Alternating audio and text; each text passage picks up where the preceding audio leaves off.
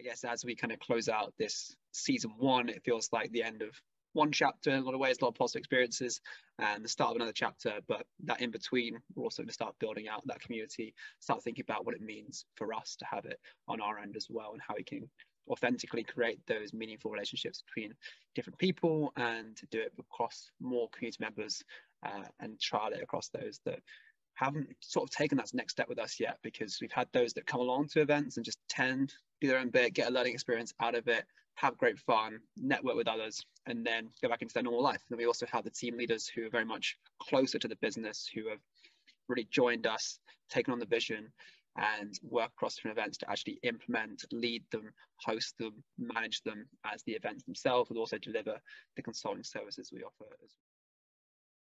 All right then. Hi everyone, and welcome back to the House Hack podcast for the season 1 finale. So this one's going to be Charlie and myself describing the previous episodes, all 17 of them, the different guests that we've had, reflecting on the lessons that we've had from this series.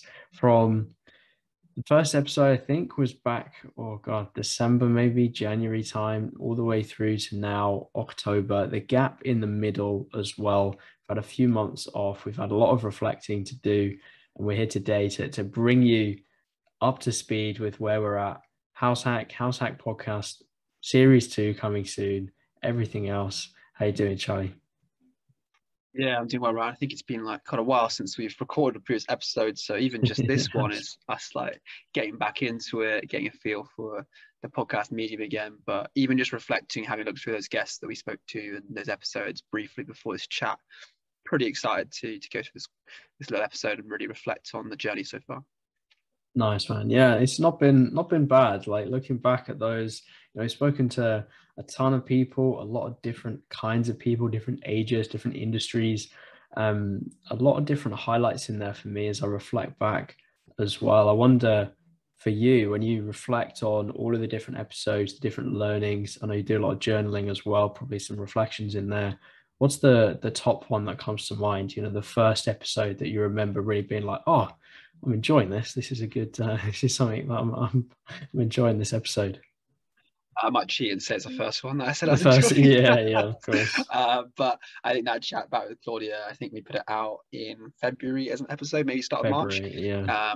And it was all about looking at how you can build your personal brand, which really hot topic even nowadays. But I think the really interesting idea that came from it was the question I think I asked her of, hey, could it get to one day where we're applying, say, as a CV, part of it is with your audience in terms of you break down the demographics of those that follow you, those that engage with you.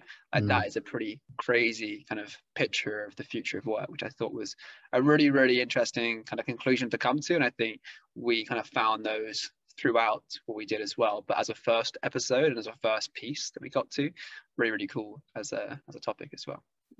Yeah, I remember that well, actually. That was a really big time. Like what can you compare yourself to with others, but that's not a traditional way of doing that? So what does an employer look for, but also what do those employers look for who are in the kind of 2030 space, who's operating in the future, what are they asking for? And Claudia's perspective on that was really, really useful. I think for me, my early highlight, again from an early episode, was from Lee Bovington, thinking about the kind of coaching mentality that we have and should have as managers in the workplace. And there was something that he said about wanting his teams to go home to talk to their families, their spouses about him and about work in a positive way. And I remember that I was like, right, that's quite surreal. Like still, you don't have people maybe think about work in that way of, traditionally maybe it's a 9 to 5, it stops there, but actually you forget that domino effect, I think. So that was powerful for me. Yeah, that kind of real impact on people, not just at work, but at their home life as well. Yeah, definitely resonates myself as well. Do you think there's without making favorites, is there a best guest that you think you've had on in terms of the episode that you've really enjoyed? Best guest, yeah, it's an interesting one. I mean, all guests are treated equal on this show. But no, I think there's one episode that really changed my perspective on what we're doing on on startups, on young people, and that was with Alex Vega. I know that that was a powerful episode for you as well. And it was just really refreshing to have a conversation with someone who's a couple of years ahead of us in terms of timeline, age, things like this, but someone who was bringing such a unique take on stuff that I think we were talking about as well, and are pursuing too, you know, how to impact at scale the next generation of people, the next generation of work, the future of work, how big organizations can do more, how you can kind of have that hope and that optimism at the front of the work that you do and really kind of live that. That was something that really kind of bowled me over during that episode. I was like, God, yeah, we're on the right path here. We're doing good things. And Alex was really a testament to that mindset. I think there was one quote that he said, I'll try not to butcher it, but it was something like, if you want to have an impact, you've got to solve bigger problems, or something along that line. Like, you've got to keep going up in terms of the scale of the challenges that you solve. And that really hit me. Yeah.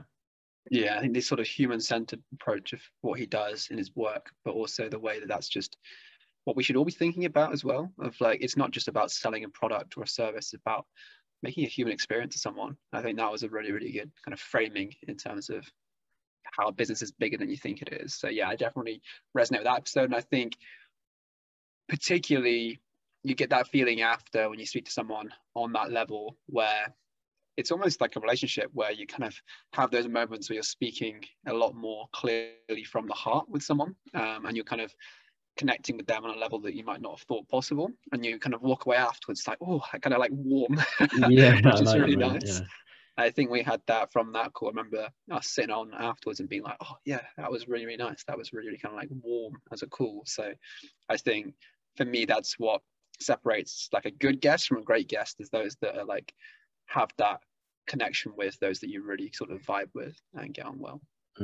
Yeah, it definitely is that. It's that kind of rawness, maybe that kind of authenticness. You know, that word's used a lot, but I think you're definitely right there. It's not manufactured in any way, or, you know, we can prep for the show, we can do research, but at the end of the day, once you sit down to chat, it's just a conversation. And I think that's what was especially powerful about that.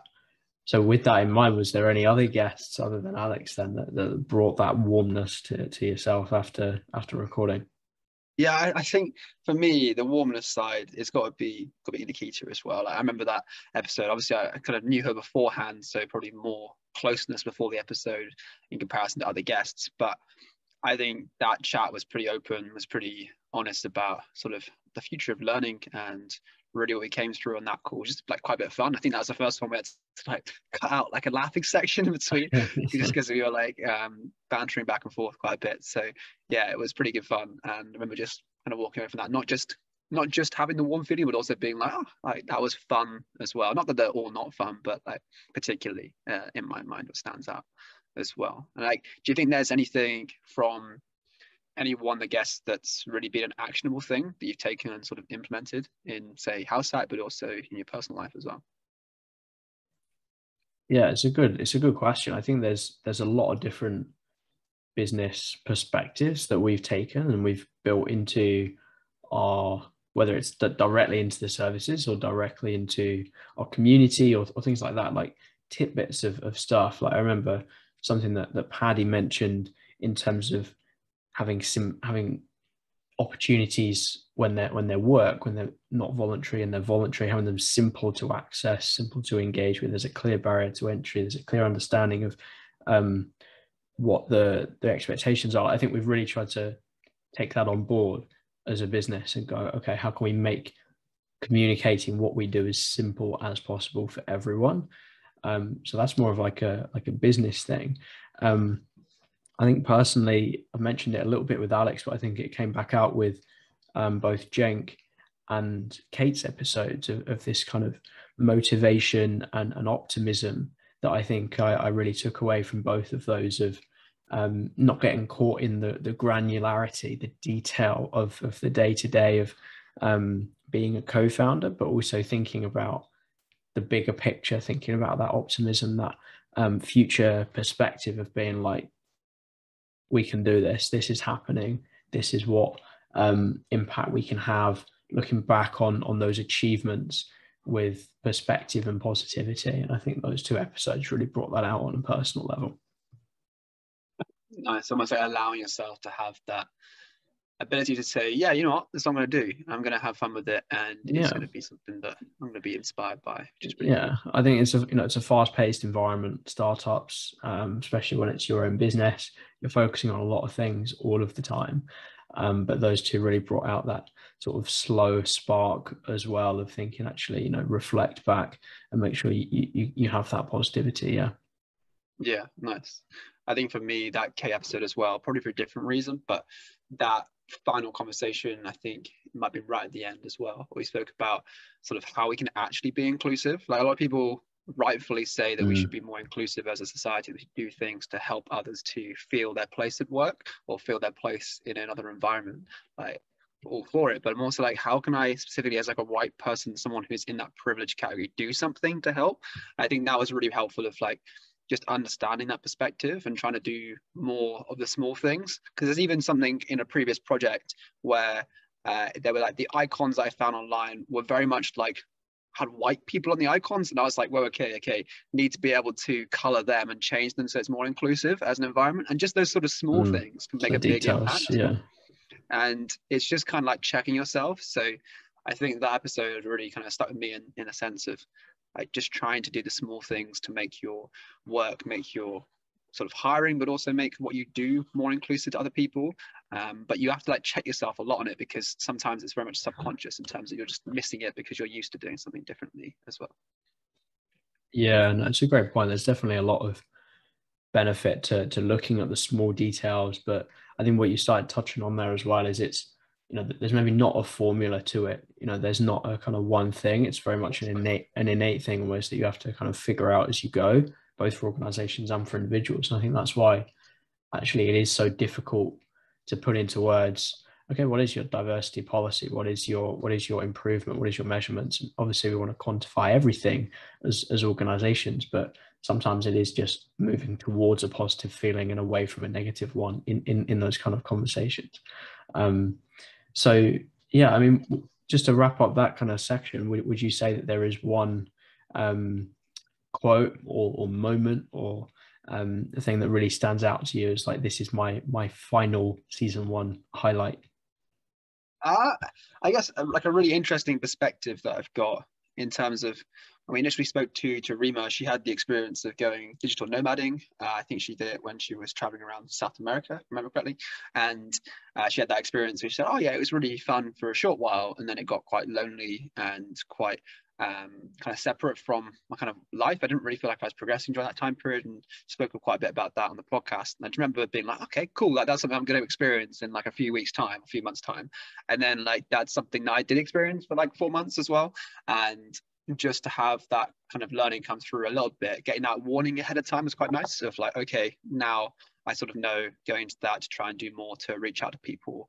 But I guess the kind of similar experience I had towards the end was like, look, yeah, it's fun, but it's also something that I value my routines a lot, and I value having the depth of connection with people rather than necessarily the breadth. So knowing more people more deeply rather than knowing more people more broadly as well. So yeah, for me, seeing that before it happened helped quite a bit, but also now having had the experience, I can look back and be like, I can relate quite a lot to it as well. So yeah, that's probably the one that I'd add in the mix as well, episode 9 with Rima. What about yourself?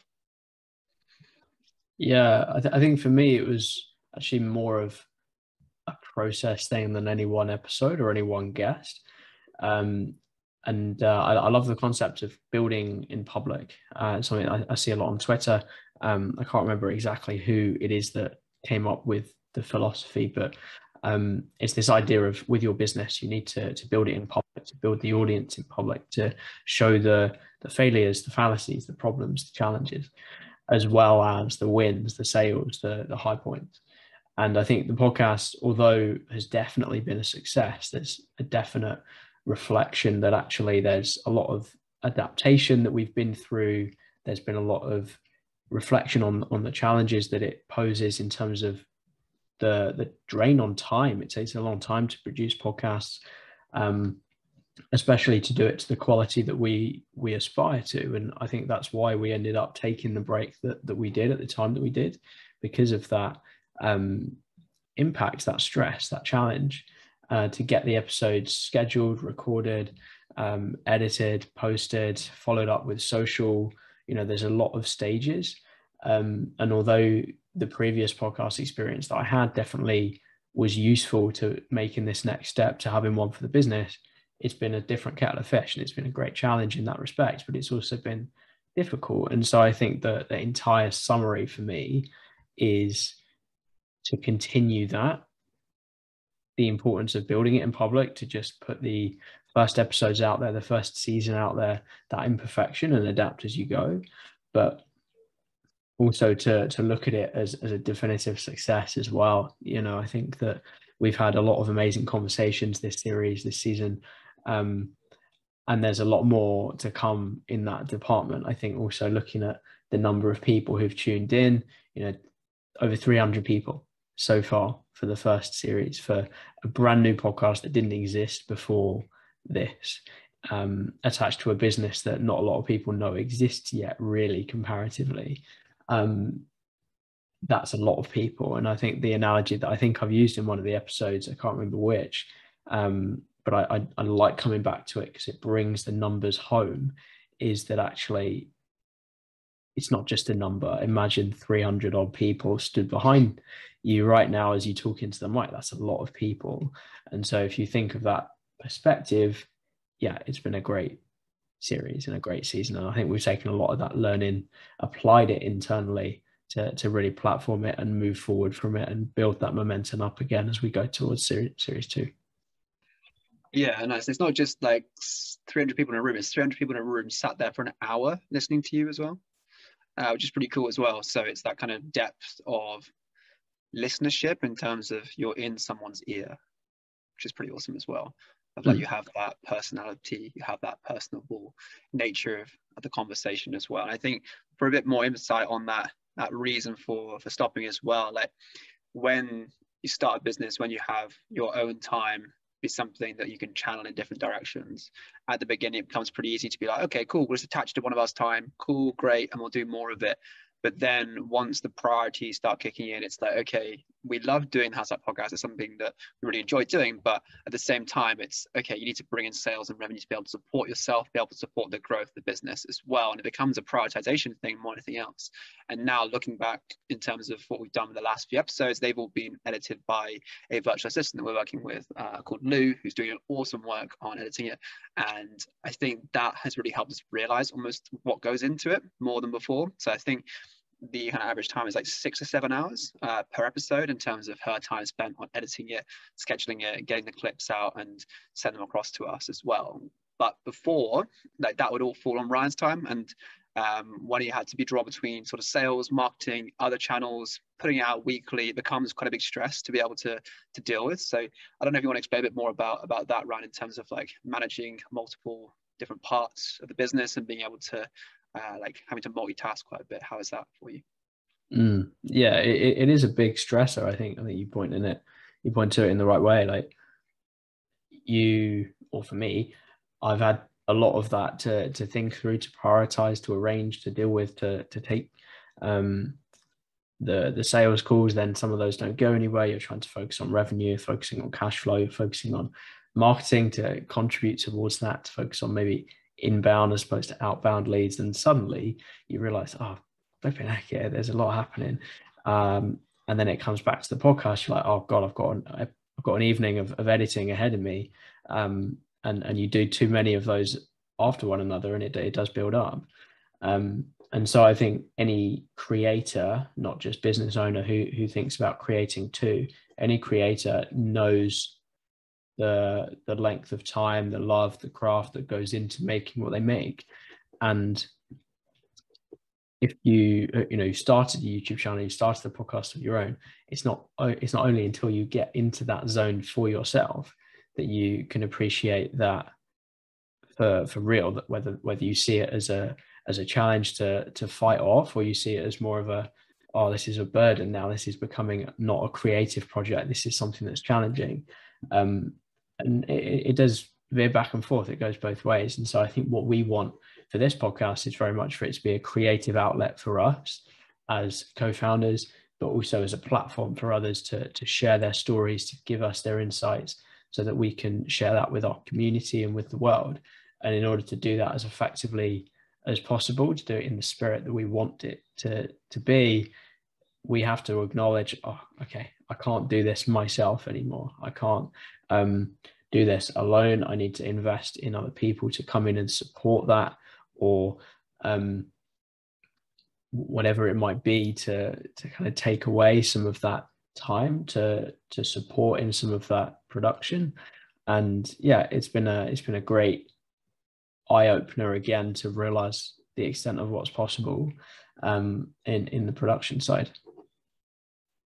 Yeah, and that's a really big part of it, isn't it? It's like not knowing, because it's, again, the time thing here, prioritization. It's okay, you need to spend the time building the system to put someone else through it, because okay, that time is well invested, but also it's taking away from the time you could be spending doing the episode. So it's having that hindsight, I think, and being able to be kind of 2-3 steps ahead all the time, so that it becomes a lot easier to do. And I think we saw the advantage of that once we switched across and been working with Lou. And yeah, I think that's been really, really great in terms of, she's been awesome in terms of a VA and her ability, but also outlining exactly, this is what we need, this is what comes out. And I think now it's very much sort of, here's the episode and here's the output as well, which is really, really great to see. So yeah, I think that's been a learning experience in terms of how to systemize a podcast and scale it so that it doesn't take up too much of your own time, because although we want to have these conversations and make sure we're having enough time on the business as well. So yeah, it's definitely been quite a journey with that. And I think we've got to a good point now where the front end, in terms of when you as a guest join us, you can be put through quite a good process, have a quick introduction call with one of us, and then be able to come straight onto the episode. We outline sort of how we talk with the episode and how we kind of go through the questions that we're talking about, and then on the episode record it, have a little debrief at the end, and then afterwards sort of upload the episode, have it edited, scheduled, and then the deliverables put back to us as well. So it becomes a bit more of a process now, where before the front part had been sort of systemized, scaled. It was just a bit of time on creating the outline for the episode.